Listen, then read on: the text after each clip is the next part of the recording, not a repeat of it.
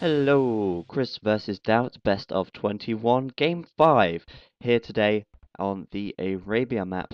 And as usual, similar colours for both these guys. DauT to the north of the map, Chris to the south. They are both playing as Aztecs, and as I've just said, we're on the Arabia map. And as per usual, to be expected, a standard Dark Age start. Now, I actually noticed some people aren't aware really what I say standard Dark Age start, and what does that exactly mean? It basically is the same thing that every single pro player at least does at the start of every single game, where they start scouting and they get up to 500 food. Until that stage of the game, nothing is really different between the two players. The Dark Age is very linear indeed, unless you do something really crazy. You can expect to see the same start in most games. So that's why I usually just speed it up through the Dark Age and talk about something completely irrelevant while the game starts to get underway, really, unless anything interesting does happen. So anyway, I just wanted to talk a little bit today about your thoughts on conflict within Age of Empires.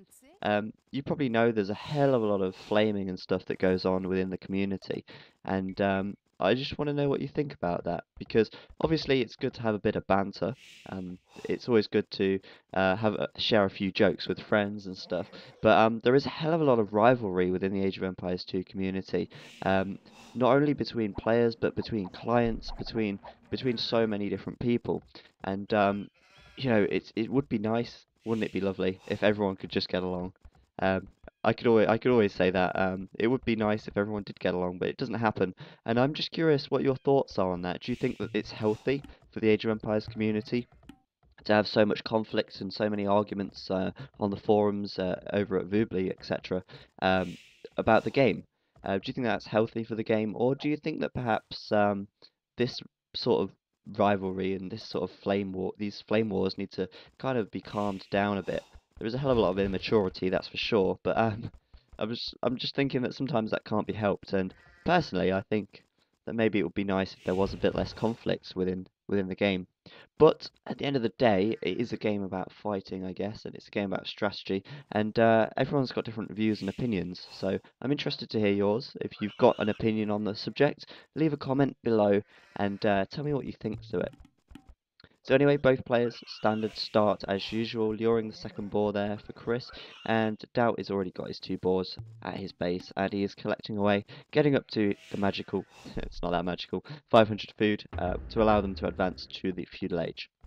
Now, I think we've seen an Aztec war before already in this best of 21 series. It might have even been the first or second game. And it's not unusual to see Dark Age pressure or like a drush sort of thing with the Aztecs, because they always do it. This militia's coming out, trying to put some early pressure on, and just trying to take out a few villagers with the militias early on, if possible.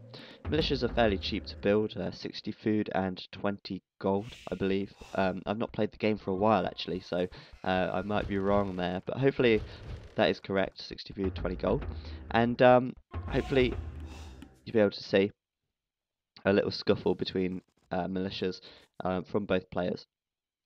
As you can see as well, Chris walling off quite well, houses up at the front here, as well as this barracks to create a partial wall off. This mill is going to probably form part of a wall as well, and yeah, in open maps such as this, walling off is obviously quite important. If you leave yourself open to attack, you can expect to find a lot of unwanted men in your base if you don't wall off well enough. We've got a wolf there on DauT's side, attacking those militia. And continuing a little bit of a wall off Chris here as well. He's just gathered up some deer here, and he's finished his boar. He's now moving on to berry bushes, and once these sheep are done, he's probably going to transition a bit more into wood and some gold as well. And as you can see, advancing to the feudal age, 10 minutes in, and DauT actually a little bit ahead here. I don't know whether he's built less militia or not. Chris getting caught out perhaps a little bit there, losing those militia.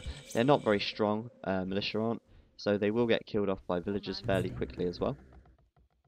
So DauT now slightly ahead, the fact that he's in the feudal age first. Chris is just about to go feudal, in a matter of minutes, and in-game minutes, matter of seconds for us because it's sped up, of course. And looks like DauT is getting ready to pile the pressure on. He's got a couple of militia here moving down, and 3 villagers as well. So whether they're going to build a forward base or something along those lines, we'll have to find out. And yeah, looks like DauT is going to get pretty aggressive. He's early into the feudal age, which means he's ready to get some archers out and some men-at-arms if he needs to upgrade. And I think Chris is well aware of this. He's just advanced to the feudal age, but he's completing a wall off now with the palisades here. And he's got 2 archery ranges coming up round the side. Now, militia up against villagers, they can harass quite a bit. Now, if that archer hadn't turned up, it would have been easy for Chris just to take out these militia. In fact, he probably will anyway. There we go, skirmisher coming out as well, just to deal with that archer. And looks like this archery range is going to be completed. Wall off completed over this side. Another bit of wall off coming over here as well for Chris, which means that DauT isn't going to sneak anything around the side. And it does look to me like DauT is going to go for a forward base. He's got an archery range up here, house as well, and a villager's still moving forwards. What are they going to do? Oh, watchtower at the wall of Chris's base, protected by these archers. So if he gets that watchtower up, Chris could be in a bit of a predicament. These villagers might be in range, and if they're not, then he's at least going to be able to use this to put pressure on.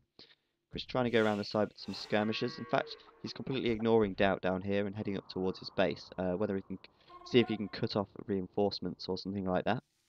Another archery range back at DauT's base, mainly building archers actually, and that must mean he's got quite a few villagers collecting gold right now. In fact, yes, he does. He has quite a few, and plenty of wood coming up for him as well. And there we go. So DauT has broken through the walls of Chris's base. Chris has been forced to build a watchtower here, garrisoning villagers inside to defend, but obviously at this stage in the game, watchtowers can't actually fire towards their base. These villagers are attacking it, and it won't stay up for very long if Chris doesn't take out these men around the base, using his own villagers there to attack, and looks like he could just about fend this off. 1 villager remaining and a skirmisher remaining for DauT, and Chris managing to hold that attack off very nicely indeed. Now, DauT is up against quite a well walled off base here. Chris is continuing to wall off using buildings such as houses, blacksmiths, archery ranges, palisade walls where necessary. And as you can see, he's completed this wall off down here. Forgetting about this villager though, so that's a bit of wasted time. Oh, finally there. And he's come around the side of DauT's base, and DauT obviously completely exposed. He's not really walled off at all. And as I said earlier, leaving yourself open to enemy attacks. Chris on the high ground here had a little attack advantage there. DauT just moving up the hill to try and even things out, but looks like DauT is going to be forced to retreat there. And again, continuing to try and pile on the pressure, but Chris really on top form, taking out that watchtower there, and it's currently 49 population to 38. So somehow DauT has really gone wrong here, and he lost a lot of men, granted, in the attack on this area here, and he lost a watchtower as well, which has really put him behind. And now DauT is reeling backwards because Chris has managed to summon up a fairly large force, and DauT's base is completely exposed. I don't think he's going to be able to get enough soldiers out to deal with this attack that's coming in. And Chris is on his way to the Castle Age already, and DauT is just really not playing on form today at all. Obviously, Chris is going to meet this here and take out most of DauT's men. DauT could probably kill off a few more if he micromanaged them well like he is doing, but Chris just sheer overpowering him with sheer unit numbers, and I don't know what DauT can do now. He's not got a wall off at all, so Chris is able to just really disrupt his economy. Obviously, DauT is not going to be able to keep gathering if their archers are continually firing. This whole area here is exposed, leaving Chris open to just take out villagers as he wishes. There's 3-4 villagers almost down for DauT there. Again on the high ground, taking out DauT's men, advancing to the Castle Age, and DauT resigning because he knows that once Chris upgrades his archers to crossbowmen, then he's not going to stand a chance. And not only that, but he's completely outnumbered. 52 population for Chris, and I can't actually see how many DauT's got now because the game has finished replaying. But As you can see, Chris defending his base very well, and it paid off in the long run. He managed to keep this watchtower up, used that to his advantage, and fended DauT off. And because DauT went so aggressive early on, he hadn't really created any wall off at his base, which effectively meant that Chris could come around the side, kill off his villagers, and put DauT at a massive disadvantage.